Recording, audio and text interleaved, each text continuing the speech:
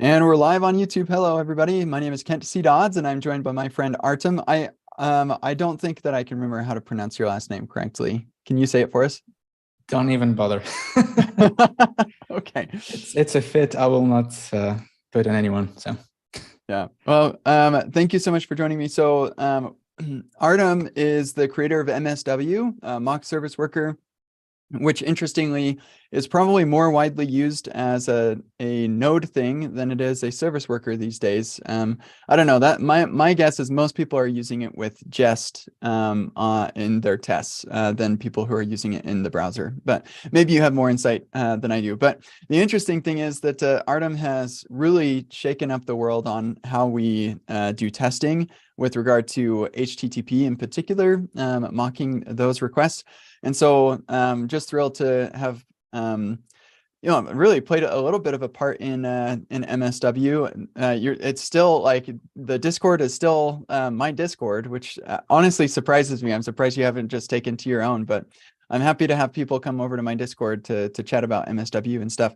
Yeah, so Artem came to me the other day and said, "Hey, I've got some ideas and things I want to talk about." And so that's what we're going to talk about here. yep. So hey everyone. A quick context, like I wanted to have a brainstorming session around testing, because if you've been following like recent news JavaScript development, you may notice that we begin to kind of follow this dogma of collocating server and client logic, right? You had this actions loaders in Remix for quite some time. Now you have Next with their magical APIs. And I think more and more frameworks will adopt a similar mindset. And it effectively just brings the story of how do you test that. And I was thinking about this, and one of the use cases popped into my mind is it's somehow similar to what people reported way in the past. Is like, imagine you have an end-to-end test, which means you have a test process, which is likely Node. We're using tools like Playwright, maybe I don't know, depends. And then you have a running application process, which can be anything but likely also Node. But the thing is that you have two processes. But now you want to have an end-to-end suite where you test how your whole app behaves against errors, particularly like data-related errors. Let's say your server is down. How do you handle that in the whole app? And that's been really challenging. To my best knowledge, nobody has solved that yet. And the whole challenge here is that you're basically in two different universes, right? Like for your task to affect anything in your running app, you actually have to have some sort of messaging between them. So you usually either spawn your app as a part of your task, so you have a parent-child process relationship and you have a message channel between, or you do something else. And I was thinking about this. I don't yet know if it's going to help with like server component testing. I hope it would. That's the whole premise. But for now, just to brainstorm around how do you do that? How do you affect server-side network logic of a running app from the test? And I can share my screen if that's all right. Yeah, And I absolutely. can share what's the whole like intention here. Cool. That should be visible now. Yep. Yeah. So the intention is like, imagine you're writing an end-to-end test for the homepage route or page in the app. So you probably want to run the application at specific port during the test, and then you have a different test cases. So let's say you want to test errors. So you kind of want to modify this behavior, as I mentioned, but there really no means to do that. So that's what we're gonna discuss today. And naturally, I want MSW to support this because it's already acting as a source of truth for the network when you're testing as integration test, in end-to-end tests, and like if you're prototyping, basically anything. But this kind of inter-process control is still kind of new. But I think the more we're gonna put things together, the more you're gonna ship server logic with your components, the more it's gonna be, in demand for people to try. And so I was thinking, what if we had a brand new API, which can be called somehow like setup remote server? So we import it in your test, and it behaves really similarly to just regular setup server for people who are familiar with MSW. So you create it, you provide some request handlers that describe how to handle the network requests. And then you probably put it into your testing setup. So you like listen to the server, you close the server and so forth. And this is basically an API that looks very similar, but what it's going to do, it's not going to affect the current process, which is your test runner, your node process. Instead, it's going to affect any MSW instance running in other processes. For example, your whole app running at a random port during test. And you may notice that this API now becomes a sink. And I'm going to talk about why. But the intention is, yeah, you do this setup, and then you go to your test case. And if you want to change network behavior, you just do .use the same way you're used to. And you just describe, okay, for this particular test, I want get user to return 500. That's kind of the high level intention. Yeah, I love the API. That's also one of the things I wanted to discuss, like whether it's fine, because I wanted to build something on the familiarity for people. So it's not in like something brand new, but my main concern was like, is it really clear that this remote server doesn't affect the current process? It does something remotely. So that's the name. Yeah, I think it actually makes me think of the original MSW being a service worker, where the MSW runtime was in the service worker and my stuff was running all, like it happened to be running in the same app, but really it could be, my handlers could be anywhere. And all that the MSW runtime in the service worker was doing was calling into across that service worker bridge. And so this kind of is the same sort of thing, where MSW is running in its own little thing over here that happens to be running within the app, but then it handles that bridge across these processes. Yeah. That's very similar to the intention. I will probably dive into technical details maybe as the next step. But the cool thing, demo, kind of. So this is an actual remix app. I'm not going to show you what it does because it just prints. Okay, maybe I will show you. So it has a page, a single page. Homepage, and it fetches a certain resource in the loader. So this is going to happen on the server before any JavaScript kicks in the browser. So we fetch a resource, we convert it to text, we pass it through the hook into the client component, and when you load the page, you will see hello, whatever, hello data, right?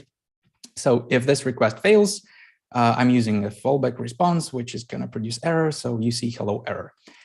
That's the whole premise. And then I'm testing this route.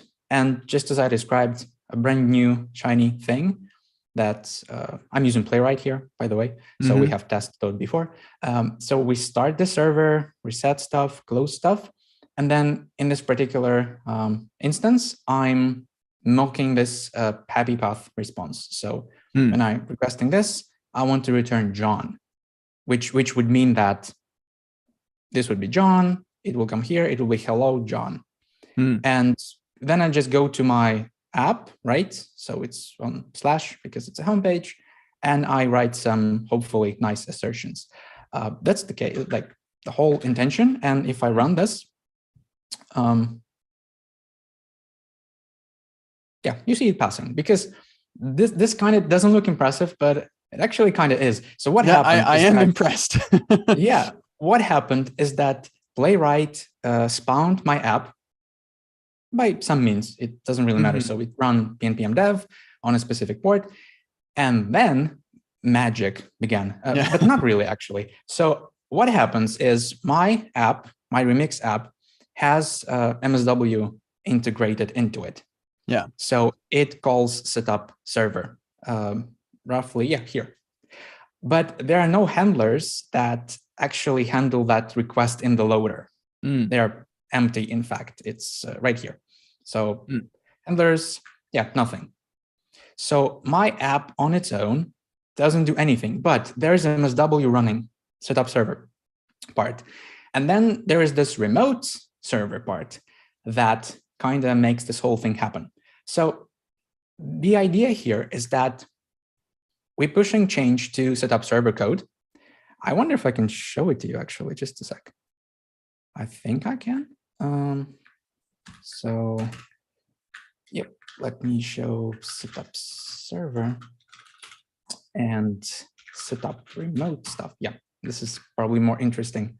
So what we're doing right now is that in every setup server call you do, we do something that's called request resolution or request lookup, how I like to call it. So it basically accepts the request from whichever source it came, and then it goes through all your handlers and it eventually produces a response. And then we use that response. But now we will have this hard-coded handler, which is always the topmost handler, which means it takes the priority. And this handler is like remote servers or whatever it's called. The whole idea is that it's a handler that matches every request, and then it connects to a WebSocket server that runs locally during your tests. And if there's no server, this means you're not using this remote thingy. Go ahead, it's fine. If there is, it emits a request event for the request that happened. I really wanted to show you like a graph, but my tablet died. Oh, bummer. Yeah. Yeah, I don't think it's going to work. So the idea is, so here's your app. It runs MSW. And whenever there's request, it's going to go and look up the socket. And the socket will exist if you used this setup remote server thing here. This is what this listen does. It creates a local WebSocket server, which will be acting kind of like a service worker, as you said, sort of. And whenever your app makes a request, it's going to signal it to WebSocket, and it's going to use like an object representation of that request. The same thing we do for client and service worker communication. So we don't actually send like a lot of like functions and stuff. We just send a text representation of request response, or in our case, object representation. So in the browser, we use message channel. In here, we're going to use just socket messaging. And then if this WebSocket server returns a response, we're going to use it in the app. And from the server's perspective, what it's going to do is something very similar. It will receive a request. So this part runs in your test. So whenever it receives a request, it deserializes it. It performs a lookup by the handlers that you define in the test. So by these handlers, which is a different process already, completely different things. It performs the lookup, and if it finds the response, it signals it back. And this is how your app gets it back and then uses it in whichever fashion. So that's kind of the idea. So 3 parts: the test with this remote server, then the WebSocket server, which is like in implementation detail that runs internally on specific port, and then your app, which has setup server, and they kind of speak to each other through WebSocket. Yeah, that's brilliant. I love it. Kind of the thing. I hope so. What really made me excited about this, that I messaged you recently, is that I had an idea to use inter-process communication for this. But then I was like thinking, how do you pass handlers? I mean, like handlers are functions. I want to do logic in my test. This is not good to serialize. This is not going to work. But then I kind of make a detour into the past and realized we had the same problem with the worker. Yeah. And then I just remember, how do we solve that? Well, we created this representations of request and response. And it's just clicked. Okay, we can serialize it into anything and then use any transports to implement that. So I started doing IPC through like child and parent relationship, but it has a really significant downside, is that your app needs to be a child process of your task. Yes. It's not something users A, know about, B, can guarantee. Yes. I tried running Next from my chest, I believe it was.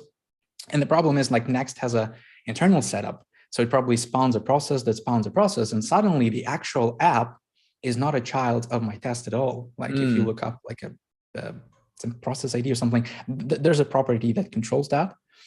And yeah, it was false. Maybe process.send, something like this. And then I decided, okay, what is the other way to do that? Well, HTTP server. So I tried running HTTP server, but the problem is while your app can do requests to this HTTP server that, hey, there's a request running for the application, your test will not receive it unless it requests it. So, hey, this is WebSockets, right? Yeah. 100%. And that's kind of the idea, which already works. It's still in progress, but the whole POC here it is. And yeah, I have a few questions that I would like to ask, but maybe you can just tell me what do you think about this, and we'll start from there. Yeah. So I do have a couple of questions. First of all, just that's brilliant. It's very well done. It makes tons of sense that it would work this way. So first is a really easy question. When you say set up remote server, I can pass handlers to that as well, right? Of course, yeah. Right here. Yeah. Perfect. You can do happy paths here. Yeah. And then set paths. And we don't need this. And I expect this to work unless I have bugs in this implementation, which is likely. Let's see. Sure. Hey, it worked. Awesome. Super. Yeah. It's like literally we have this common class that's called setup API. And it behaves in the same way as setup server and setup worker because they extended. So you actually have, where is it? The identical API. For example, you can list handlers, you can print handlers, you can do event lifecycle events. Like, for example, hey, I don't want to mock anything. Just tell me about any requests that happen in this running process. And here you have it, like logging and stuff. Brilliant. Yeah, super. So my next question is determining the port for the WebSocket server. How do you do that? So that's also one of my concerns / questions. So how do we do that? Right now, we don't do that. So we have a fixed port, which is 50, whatever, random port. And this was my concern as well. Like, okay, we can do some obscure port number that probably nobody's going to use. But how do we really make sure that it's always available? And that's actually, maybe you know something about this. Yeah, I've got some ideas. So first of all, 50,222, that is very unlikely somebody's using that. So you're probably safe. And so like, I'm actually fine with it defaulting to something obscure like that. I have like two ideas. So one is because there's no way for you to communicate between these processes what the port's going to be. That's just not going to work. So like so one process can't just like randomly decide and then communicate to the other process what the decision was. So a couple of ideas. If the port is not available, and there's packages to say, is the port available? Like it's not too tricky to determine that. So you say, if the port's not available, then log an error. So people know, hey, you've got something running on the port. This will not work. So that should probably be in place with the other solutions that we've got. It's just to have some sort of warning. And then another way to think about this is have an environment variable that I can set. And I just have to make sure that I have that environment variable set to the same thing for both processes. So now like I start caring about the implementation details a little bit, but it gives me a lot of control. And if you don't do that now, you will do it eventually. Like somebody's going to ask for this. It is, it's just the way it's going to be. People want to have specific ports for things. And another thing or idea that you could try is to write to the file system. So have whatever process is running first, I guess, it can say, okay, detect the port. If my port that I don't or that I want isn't available, then I'll just choose some random one that is, and then write to the file system in a temporary directory. And then the other process goes and reads that file to know what port it should be. That actually would probably be fine. Yeah, it could be problematic, but I think that'd probably be fine. This last suggestion, one issue I see with it is that one thing I haven't mentioned yet. Okay, so you start this server, so you pretty much guarantee that it's going to write to the file system. I just noticed that connecting to WebSocket is a synchronous action in its own. So like I'm using Socket.io here, so it's going to do a couple of reconnections by default. I actually turned this off. But I was thinking that if I'm going to write to file system, I probably want to write something similar to like keep checking this file until a timeout, which kind of puts a bit of a overload, I think, here. But I really like the environment variable suggestion. Yeah, I will probably go with a fixed port that is really like 500,000, whatever. And then also a variable that takes precedence. So if people want to override it or it's throwing errors, I actually can include it in the error message. Hey, this is busy. If you want to use this feature, set this variable or free this port. Thank you. I think this makes perfect sense. Cool. Yeah, writing to the file system, I think, probably don't do that one right away. I think the obscure port is going to solve 99% of cases. Yeah. And then being able to customize it is just inverting control for people. But yeah, that was my only other question. Everything else about this looks brilliant. I think it's, super well done. So I've got a test. Actually, here, do you mind if I share my screen? Yeah, go ahead. I will so I can share.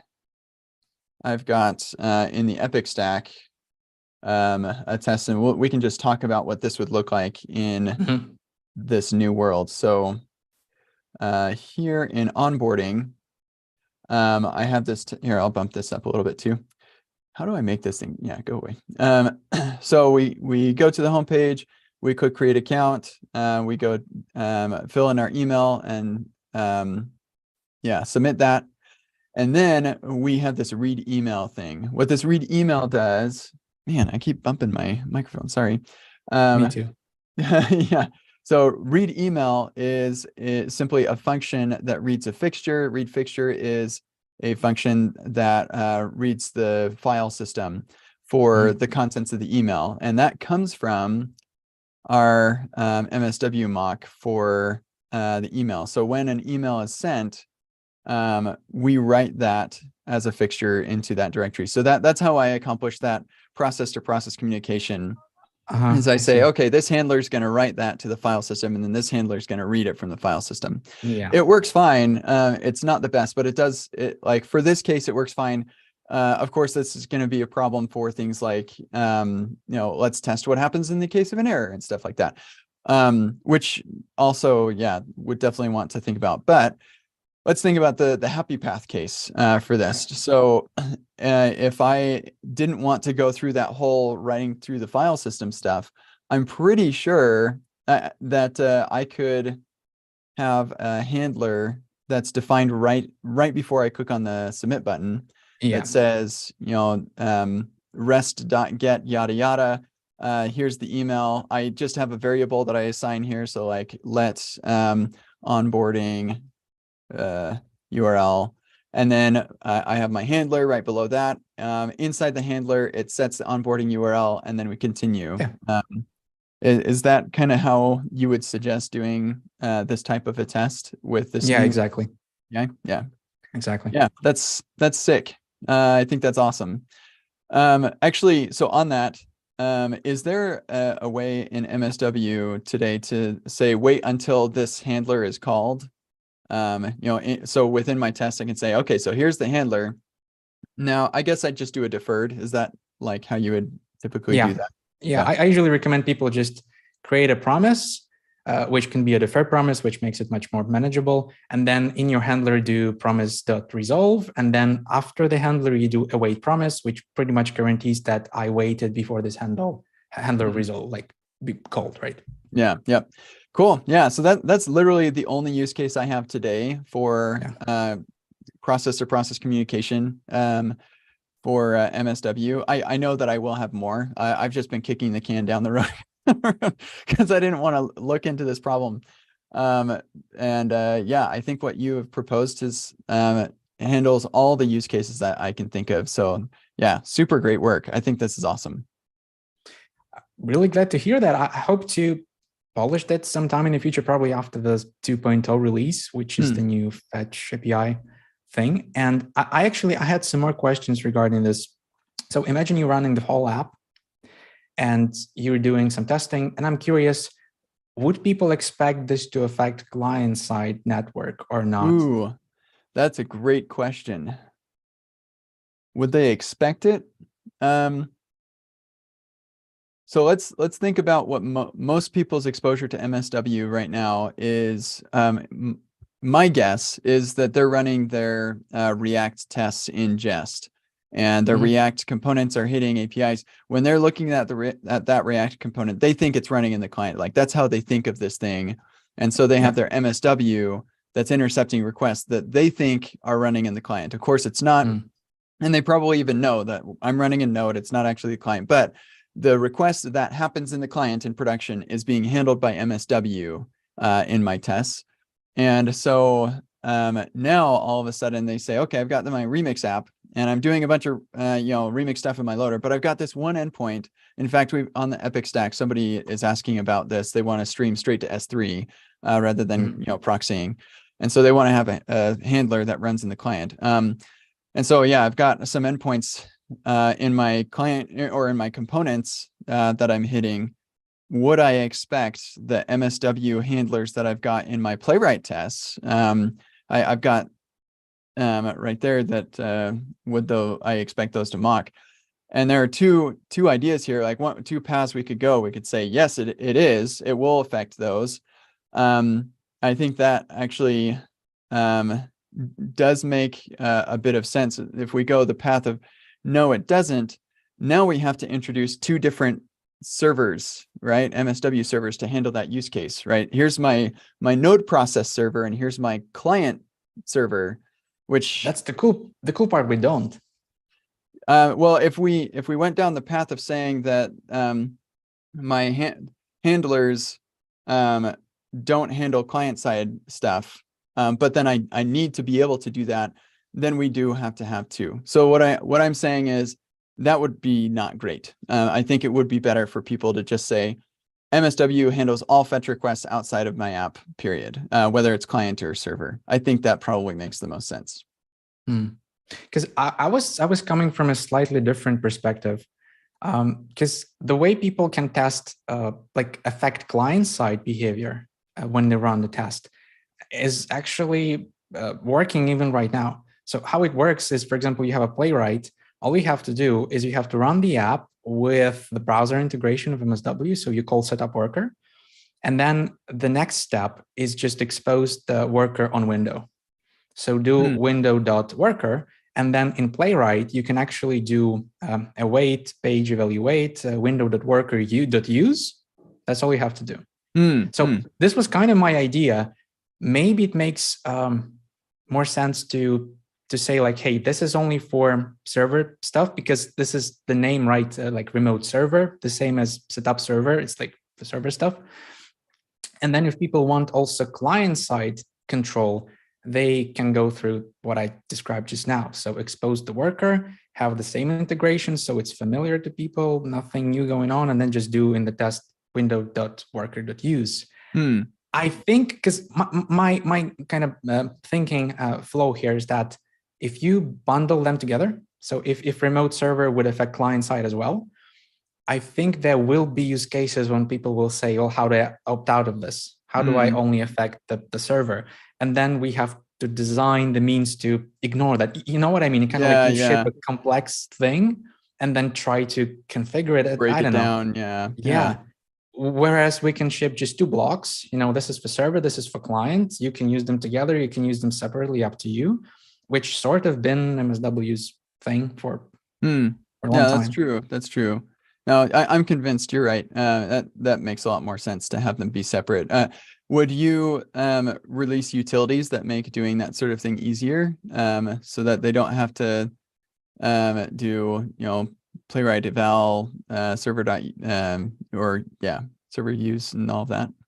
I think some community members may have already created some plugins. I know there is a Cypress plugin.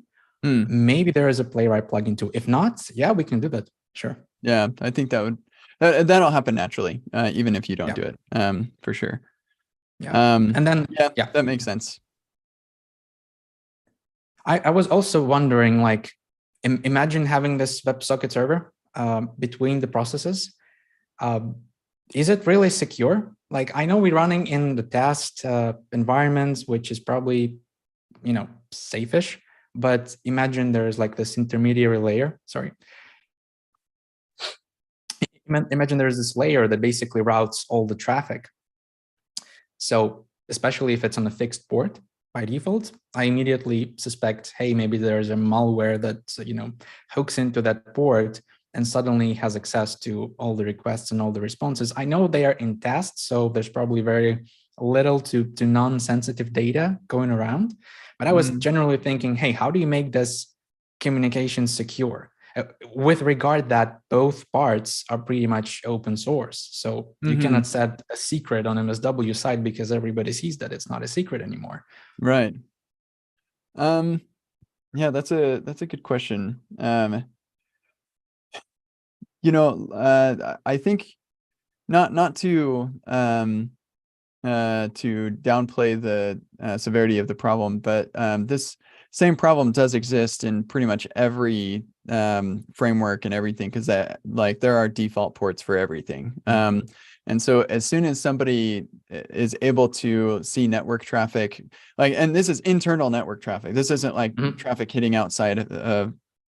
So as soon as somebody's able to hook up to a computer and see its internal network traffic, or the ports that it's exposing, I suppose, then I think we've already lost. And I'm not sure that there's any extra work we have to do to worry about securing that. Yeah, because it's too late by that point anyway. Yeah. So what you're saying is basically this is probably not worth a concern, right? Yeah. I think it's kind of like you're worried that if a robber gets into my home, they might steal my Beanie Baby collection, but there are lots of other things that they would rather steal anyway. Makes sense. Yeah, if the attacker is already able to establish arbitrary stuff in your container or whatever you're running, then this is not the worst part. I agree. Yeah. Makes sense. Yeah. What else? Did I had any more concerns? I did say that people watching on YouTube are free to ask questions about whatever we're discussing. And nobody's asked anything, but if anybody is interested, then feel free to throw something in there. But it sounds to me like we're winding down, so get those questions in quick. Or just leave them on Discord and I can try to answer. Yep. Yeah, but that was pretty much the idea and the prototype. I'm really excited about this because, again, I'm not sure people are solving this right now. I'm fairly certain they will the more we adopt this collocation. But for now, I don't know. It looks pretty good. I was very happy that I was able to utilize so many existing parts of MSW, like providing the same API and then having the same effectively like contract, just serialized request responses. It felt very natural. And I think that we are going to be shipping this sometime, but we are going to be shipping this. Yeah. Cool. Yeah. I'm super excited about MSW too. And I should probably just upgrade the Epic stack to use the beta. There's not a lot that we're doing in at MSW there, so it'd be an easy place to try it out. And then it sounds like that's actually coming pretty soon. Like you've ironed out most of the kinks. Yeah, I went through the feedback that people submitted over like the past months, and I think most of them is solved. The only blocker I found so far is that there's missing integrations with some frameworks, like Next 13 is pretty much broken. But there's very, very little we can do about this because, well, MSW is a very simple tool. You enable it in a node process and it works. The problem starts when a framework has multiple node processes and then distributes different parts of your app into different processes. Like, it's not something we should handle. So I was trying to reach out to the Next team. I'm pretty sure we're going to figure something out together. But as of actual issues, I think it's the most stable that it's going to get before release. At least if somebody reports something crucial like a issue or whatever. But yeah, I would encourage you to give it a try. And if you have any questions, you can ask me or other folks. I know some people are trying this already for some time and they're loving it. Personally, I felt a lot of joy when I rewrote all the examples from old API to new API because I was just removing code. I was just throwing it away. all nice. Oh, that's always the best. Yeah.